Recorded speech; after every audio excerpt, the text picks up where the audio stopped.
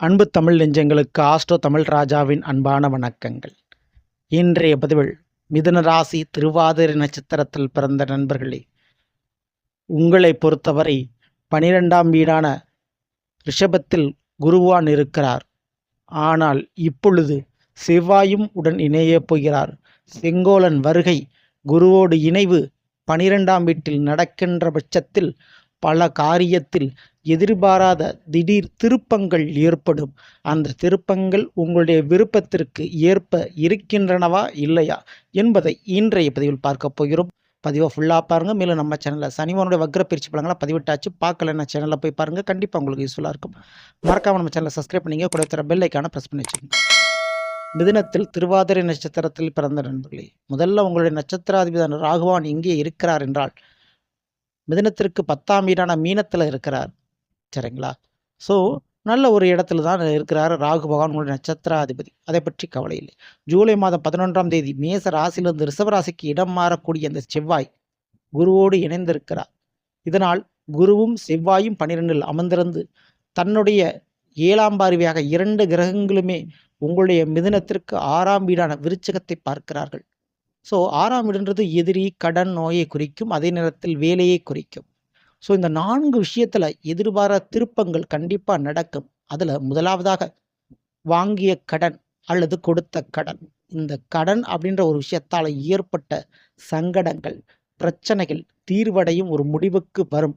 எப்பேற்பட்ட கடன், சொத்து ரீதியாக இருந்த வழக்குகள், பிரச்சனையும் முடிவுக்கு வந்தே தீரும். வாழ்க்கை துணையோடு போராடி கொண்டிருந்தீர்கள் என்றால் அதிலிருந்து விடுதலை உங்களுக்கு கிடைக்கும் முதலில். அடுத்து எதிரிகள் பிரச்சனை, நிலத்தால் சொத்துக்களுக்காக உருவான எதிரிகள், வேலையில் இருந்த போட்டியாளர்கள், தொழிலில் இருந்த துரோகிகள், எதிரிகள், இவர்களுடைய பிரச்சனைகள். அந்த பிரச்சனைகளை சமாளித்து நீங்கள் வெற்றி பெறுவீர்கள். அந்த பிரச்சனைக்கும் ஒரு முடிவு கட்டுவீர்கள்.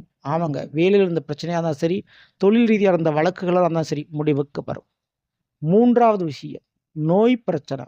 ஆமாங்க, குழந்தை பாக்கியம் பிறப்பிற்கு ஏதாவது ஒரு பிரச்சனை இருக்குது, குழந்தை பாக்கிய தடைக்கு ஏதாவது ஒரு காரணம், உடல் ரீதியான குறைபாடு இருக்குன்னா அது சரியாகும். 2வது நுரையீரல், வயிறு சம்பந்தமான உடல் உபாதைகள், வயிற்று உறுப்புகளுக்கு ஏற்பட்ட பிரச்சனைகள், இவை சரியாகும் இந்த ஒரு தருணத்தில். அதற்கு வாய்ப்புகள் உண்டு. இதற்கு அடுத்து முக்கியமாக வேலையை குறிப்பதும் இந்த 6ஆம் வீடு தான்.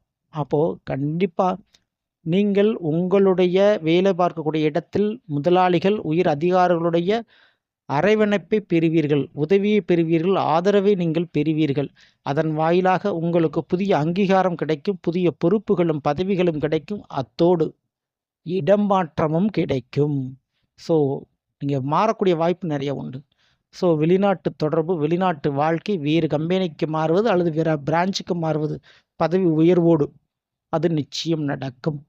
சகோதர வழிகளிலும் உங்களுடைய பிள்ளைகள் வழியிலும் சில காரியங்களில் திருப்பங்கள் ஏற்படும். ஸோ அதனால் சகோதர விஷயத்துலையும் சரி, பிள்ளைகள் விஷயத்துலையும் சரி, ரொம்ப நீங்கள் சிரமப்பட வேண்டாம். அது தன்னை போல் நடக்கும். முக்கியமாக நிலம் சம்பந்தமான விஷயத்தில் பெரிய லாபத்தை பார்ப்பீர்கள்.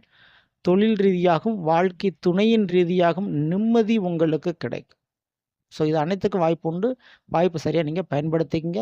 திருவாதிரையில் பிறந்த உங்களுக்கு நட்சத்திராதிபதி ராகுவான் 10இல் அமர்ந்திருக்கின்ற ஒரு காரணத்தினால் முன்னோர்களுடைய வழிபாடு, அமாவாசையான வழிபாடு, பிரதோஷ வழிபாடுகளை தவறாமல் பண்ணுங்கள். நன்மை ஏராளம் நிச்சயம் நடக்கும்.